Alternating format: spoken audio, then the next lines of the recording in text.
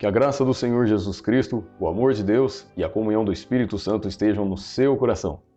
Meu nome é Marcos Pelegrino e você está no canal Aprendendo da Bíblia. Se você ainda não é inscrito neste canal, te convido a se inscrever neste canal e caso você goste desta análise que será feita neste vídeo, ou mesmo se você não gostar, compartilhe com amigos e familiares para que assim mais pessoas possam conhecer aquilo que a Bíblia verdadeiramente ensina. Se não bastasse ele ter dito o que já disse, ele ainda afirmou que a Bíblia promove a discriminação racial. Porém, vamos ver o que a Bíblia ensina sobre isso? Em Atos 8:27, numa passagem que Filipe se encontra com o mordomo de Candace, a rainha da Etiópia, Filipe batiza o mordomo da rainha. O que está escrito? E levantou-se e foi. E eis que um homem etíope, eunuco, mordomo mor de Candace, rainha dos etíopes, o qual era superintendente de todos os seus tesouros, e tinha ido a Jerusalém para a adoração. Muito provavelmente, este mordomo era negro, se não moreno. Branco não era. Muito provavelmente, ele era uma pessoa com a pele mais escurecida. Na Etiópia, geralmente moram pessoas de pele enegrecida. E em nenhum momento Felipe discriminou aquele homem. Antes, o aceitou e o batizou em Jesus Cristo. Um outro texto vai dizer o seguinte: quem deu crédito à nossa pregação? Esse texto falando do Senhor Jesus. E a quem se manifestou o braço do Senhor, porque foi subindo como renovo perante ele, e como raiz de uma terra seca. Não tinha beleza nem formosura, e, olhando nós para ele, não havia boa aparência nele, para que o desejássemos. Era desprezado e o mais rejeitado entre os homens, homem de dores e experimentado nos trabalhos. E, como um de quem os homens escondiam o rosto, era desprezado, e não fizemos dele caso algum. Esse texto fala do Senhor Jesus. E aqui diz que ele não era belo, não era formoso, era desprezado pelas pessoas. Pintaram o Senhor branco, do olho azul, do cabelo claro, mas as pessoas da região da Palestina não são da maneira que os europeus pintaram. Ora, mais uma vez vemos que é impossível que a Escritura seja racista e adote uma postura de discriminação racial, pois o próprio Deus, ao enviar o seu Filho na terra, fez com que ele também se parecesse com as pessoas da sua região. Daí quando você pensa que não pode piorar, ele me fala isso no final. Eu não posso mais deixar de reconhecer você como meu irmão, porque você é gay. Bem, vejamos então o que a Escritura Sagrada fala sobre isso. E criou Deus o homem à sua imagem. A imagem de Deus o criou. Homem e mulher os criou. E Deus os abençoou. E Deus lhe disse: frutificai e multiplicai-vos, e enchei a terra e sujeitai-a. Ora, homem com homem pode multiplicar e frutificar? Mulher com mulher pode multiplicar e frutificar? A resposta é óbvia: não.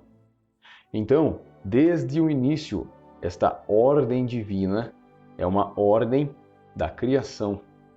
Portanto, tudo o demais sobre a constituição familiar para aquele que é cristão tem que estar de acordo com o que está no princípio que foi determinado por Deus. Daí também, no capítulo seguinte, em Gênesis 2:24, está escrito: portanto deixará o homem, o seu pai e a sua mãe, e apegar-se-á a sua mulher, e serão ambos uma carne. Ora, aqui está dizendo que Deus criou o homem, que cresceu o homem e se comportou como homem durante toda a vida. E mulher, criada mulher, crescida mulher e viveu como mulher. A Escritura não ensina que pessoas que nasceram homens podem depois se tornarem mulheres, e nem que mulheres podem se tornar homens.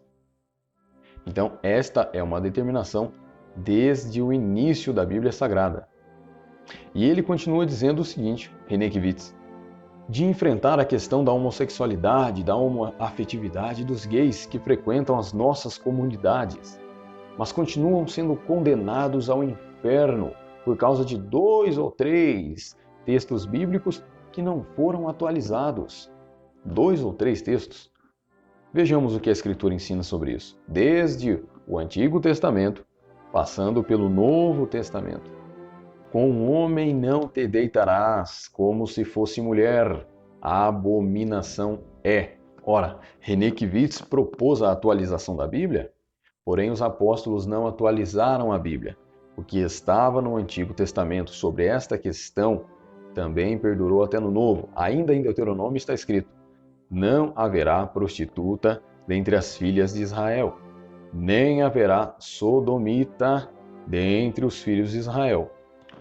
Daí, entrando no Novo Testamento, vemos o seguinte ensino: não erreis, nem os devassos, nem os idólatras, nem os adúlteros, nem os efeminados, nem os sodomitas, nem os ladrões, nem os avarentos, nem os bêbados, nem os maldizentes, nem os roubadores herdarão o reino de Deus.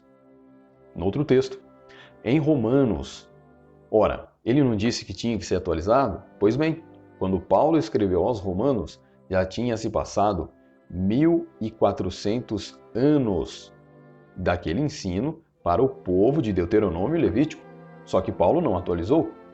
Olha o que ele disse: por isso também Deus os entregou às concupiscências de seus corações, a imundícia, para desonrarem seus corpos entre si. Ainda no mesmo capítulo, Paulo diz: e semelhantemente, também os homens, deixando o uso natural da mulher, se inflamaram em sensualidade uns para com os outros, homem com homem, cometendo torpeza e recebendo em si mesmos a recompensa que convinha ao seu erro. E, como eles não se importaram de ter conhecimento de Deus, assim Deus os entregou a um sentimento perverso, para fazerem coisas que não convêm.